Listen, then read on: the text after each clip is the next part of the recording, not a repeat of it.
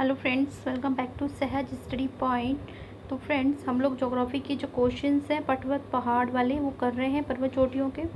और उसके 220 क्वेश्चन हम कर चुके हैं। आज हम 221 से जो क्वेश्चंस हैं वो करेंगे। अगर आप लोग चैनल पर नए हो तो प्लीज़ चैनल को सब्सक्राइब करें, ज़्यादा से ज़्यादा लाइक करें, शेयर करें, कॉमेंट करें। तो चलिए स्टार्ट करते हैं अपना आज का जो हमारा वीडियो है। तो देखिए क्वेश्चन नंबर 20 जो आपका 221 है वो आपकी स्क्रीन पर है। जो दंडकारण्य है वो अवस्थित है छत्तीसगढ़ एवं उड़ीसा में, छत्तीसगढ़ एवं मध्य प्रदेश में, झारखंड एवं उड़ीसा में, आंध्र प्रदेश एवं झारखंड में।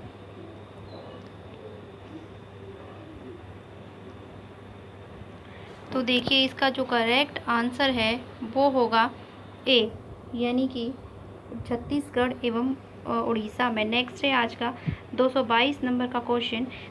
निम्नलिखित में कौन सुमेलित नहीं है? बिहार छोटा नागपुर पठार, मध्य प्रदेश छत्तीसगढ़ मैदान, महाराष्ट्र वृष्टि छाया प्रदेश या आंध्र प्रदेश मलनाड। तो देखते हैं इसका जो करेक्ट आंसर है वो होगा डी, यानी कि आंध्र प्रदेश में जो मलनाड है वो सुमेलित नहीं है, बाकी सारे जो हैं ये ठीक है। अब है अपना 223 नंबर का क्वेश्चन। तो देखते हैं निम्नांकित राज्यों में से कौन छोटा नागपुर पठार का भाग नहीं है?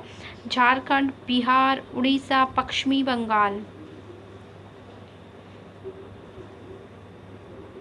तो फ्रेंड्स इसका जो करेक्ट आंसर है वो होगा बी, यानी कि जो बिहार है वह। नेक्स्ट है आज का 224 नंबर का क्वेश्चन। तो देखिए तिब्बत के पठार की समुद्र तल से ऊंचाई है 3 किमी, 2 किमी, 4 किमी या 5 किमी। तो देखें इसका जो करेक्ट आंसर है वो होगा डी, यानी कि 5 किमी। नेक्स्ट है आज का 225 नंबर का क्वेश्चन। निम्नलिखित कथनों में से कौन सा एक जो है सही नहीं है? अरावली पर्वत भारत की प्राचीनतम पर्वत श्रृंखलाएं हैं। शिलांग पठार भारत के प्रायद्वीपीय पठार का पुरांतशाही है। विंध्य वलन पर्वत के उदाहरण हैं। नेक्स्ट देखते हैं ऑप्शन। राजमहल उच्च भूमि लावा निक्षेपों से संगठित होते हैं।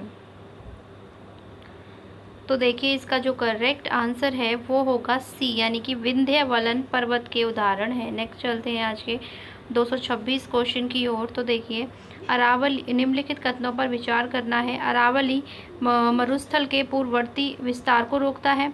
राजस्थान की सभी नदियों का उद्गम अरावली से है। राजस्थान में वर्षा का वितरण प्रारूप अरावली से प्रभावित नहीं होता है।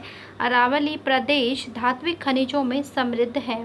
तो इसके नीचे जो है कुछ आपके लिए कूट दिए गए हैं, तो इन कूट को देखना है और इसका जो आंसर है वो देना है। तो ए है बी, सी और डी सही है। बी है ए, बी और सी सही है। सी है केवल सी और डी सही है। और डी है केवल ए और डी सही है।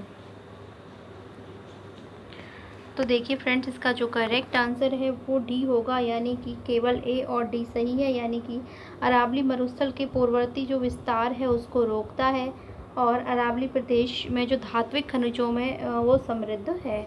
नेक्स्ट देखते हैं 227 नंबर का क्वेश्चन। तो देखिए भारत में भू आकारों की रचना के संबंध में निम्नलिखित कथनों पर मनन कीजिए। संरचनात्मक दृष्टि से मेघालय पठार दक्कन पठार का ही विस्तृत भाग है। कश्मीर घाटी की रचना एक समअभिनति में हुई। गंगा मैदान की रचना एक अग्रगर्त में हुई। हिमालय की उत्पत्ति भारतीय प्लेट, यूरोपीय प्लेट तथा चीनी प्लेट के त्रिकोणीय अभिसरण के फलस्वरूप हुई। इन कथनों में से जो सही कथन है वो आपको छांटना है। ए है 1, 3, 4, बी है 1, 2, 3, सी है 1 और 3 और डी है 2 और 4। तो देखिए इसका जो करेक्ट आंसर है वो होगा बी, यानी कि 1, 2 और 3। ये 1, 2 और जो 3 है वो सही है और बाकी ये तीसरा वाला है वो इसमें रॉन्ग है। अपना है 228 नंबर का क्वेश्चन। मेघालय का पठार भाग है प्रायद्वीपीय खंड का भाग, हिमालय श्रेणी का, पूर्वी घाट पर्वतों का या सतपुरा श्रेणी का। तो देखिए फ्रेंड्स इसका जो करेक्ट आंसर है वो होगा ए। नेक्स्ट चलते हैं अपने क्वेश्चन नंबर 230 की ओर। छोटा नागपुर पठार का सर्वाधिक घना बसा जिला जो धनबाद जो है वो घनबाद क्यों है? तो देखते हैं ऑप्शंस इसके क्या हैं। तो ऑप्शंस हैं कोयला, लोहा, अभ्रक, तांबा इत्यादि का पाया जाना, उपजाऊ मिट्टी तथा दामोदर से निकाली गई नहरों द्वारा सिंचाई की सुविधा, खनन उद्योग का विकास तथा औद्योगिकीकरण, डी उपरोक्त सभी। तो देखिए इसका जो करेक्ट आंसर है वो डी होगा, यानी उपरोक्त सभी। नेक्स्ट है आज का 231 नंबर का क्वेश्चन। उत्तर भारत में उप हिमालय क्षेत्र के सहारे फैले समतल मैदान को क्या कहा जाता है? दून, तराई, खादर या भाबर? तो देखिए इसका करेक्ट आंसर होगा भाबर कहा जाता है। नेक्स्ट है आज का 232 नंबर का क्वेश्चन। निम्नलिखित में से कौन प्रायद्वीपीय भारत के पूर्वी पठार भूमध्यकारिकी प्रदेश का भाग है? विंध्य कगार क्षेत्र, बुंदेलखंड की उच्च भूमि, गडजात की पहाड़ियाँ या नर्मदा नदी? तो फ्रेंड्स इसका करेक्ट आंसर बी होगा, यानी कि बुंदेलखंड की जो उच्च भूमि है वह। नेक्स्ट है आज का 233 नंबर का क्वेश्चन आपकी स्क्रीन पर।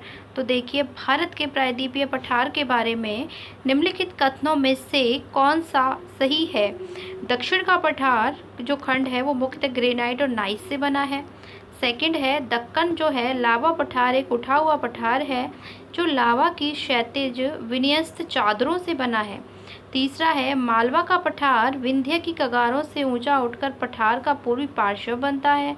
और चौथा है नर्मदा और ताप्ती की द्रोणी विंध्य और सतपुड़ा की पर्वतमाला के बीच पड़ता है। तो इसमें कूट दे रखे हैं, तो देखिए 1, 2 और 4, 1, 2 और 3, केवल 1 और 2 या 4? तो देखिए इसका जो करेक्ट आंसर है वो ए वाला सही होगा, 1, 2 और 4। जो 3 वाला है ये गलत है, बाकी की सारी इसमें करेक्ट दे रखे हैं, तो देख लीजिए। नेक्स्ट है आपका 234 नंबर का क्वेश्चन। मेघालय पठार अधिकतर निर्मित है, तो जो मेघालय पठार है वो अधिकतर किससे निर्मित है? गोंडवाना शैलों द्वारा, क्रिटेशियस लावा द्वारा, धारवाई जो क्वार्टर्स जाइटों द्वारा, तृतीयक अवसादी शैलों के द्वारा? तो देखिए इसका करेक्ट आंसर ए होगा, यानी कि जो गोंडवाना की जो शैलें हैं उनके द्वारा। नेक्स्ट है आज का 235 नंबर का क्वेश्चन। भारत के थार मरुस्थल का कितना भाग राजस्थान में है? 60%, 40%, 80% या 90%?